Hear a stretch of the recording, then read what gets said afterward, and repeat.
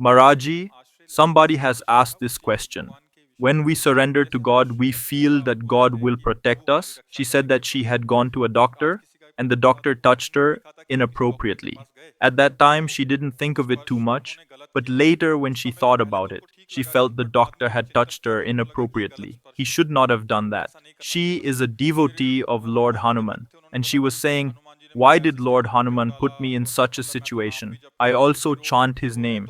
She is troubled. How should we understand these incidents? If she can understand, her previous sins created this prarabdha, this fructified karma, which resulted in this unfortunate situation. She has committed some mistakes previously, and now she's facing the results of her mistake. Maybe this mistake did not come to anyone's knowledge, and you were not punished. Otherwise, such things cannot happen. For example, if sometimes we're attracted to do something wrong, it is not that God has given us this opportunity. It is our own lust and our own desires which are making us do something wrong. But God can save us. For example, even great female devotees had to face such difficult situations. There's a pastime of Ganga Jamuna Bai. She was staying in Vrindavan, was practicing her devotion with a lot of purity. She was austere and renounced, and she was a celibate. And because of that, there was a glow about her. The nephew of Emperor Akbar was in charge of Agra and the surrounding areas. He came to Vrindavan once and saw her and thought she's so beautiful. She was an ascetic and was effulgent. He was infatuated with her.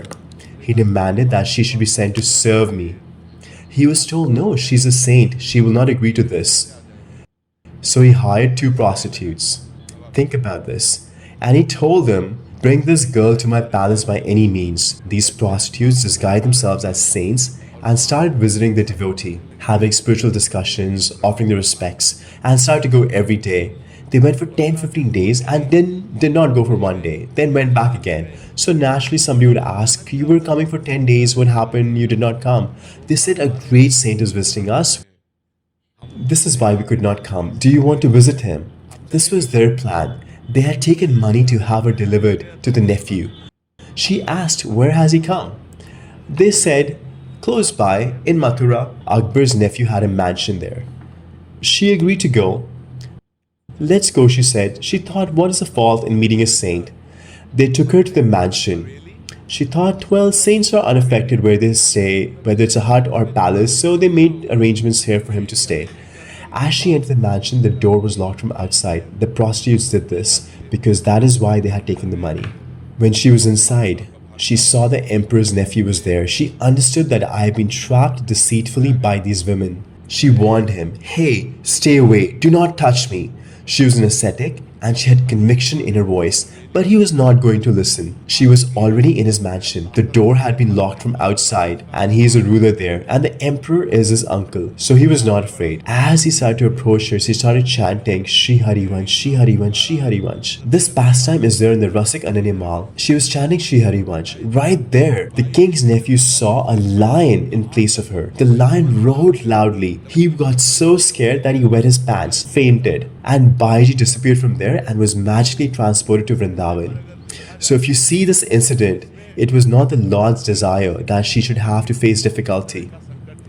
It was her own fructified karma that had caused this. But by the Lord's mercy, Ganga Jamuna Bai was saved from that situation. It was His mercy. But the cause was her own previous sin, which resulted in her having to be trapped in this situation. And the nephew looked at her in a dirty way. Because there are many other people in Vrindavan, why did he have to run into her only? So the situation was created by fructified karma. But it was Lord's mercy that he could not touch her and she was saved. Later he came, bowed down to her, asked for forgiveness, saying that I'm feeling a lot of remorse. She said, never look at saints in a degraded manner. Go live peacefully, I have no enmity towards you. So such things can happen and the Lord can protect you. But the cause was the previous karma that you have committed. So, what should we do now? Should we not go to him again? Yes, absolutely, don't go there. And the doctors should listen and not do such things. Doctors are respected like God. When a patient goes to a doctor, they submit fully to him.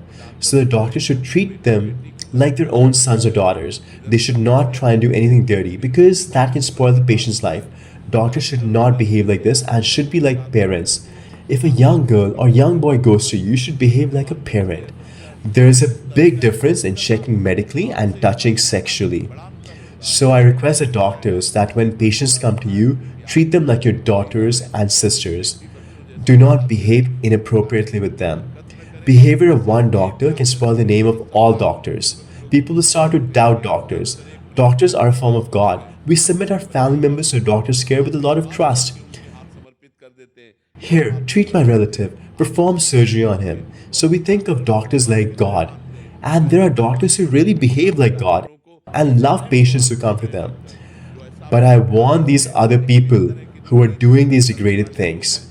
You might be saved once or twice, but eventually you'll be exposed and faced such punishment that you'll not be able to show your face anywhere in the world because God is watching. And when He starts to punish you, then you will realize your mistake.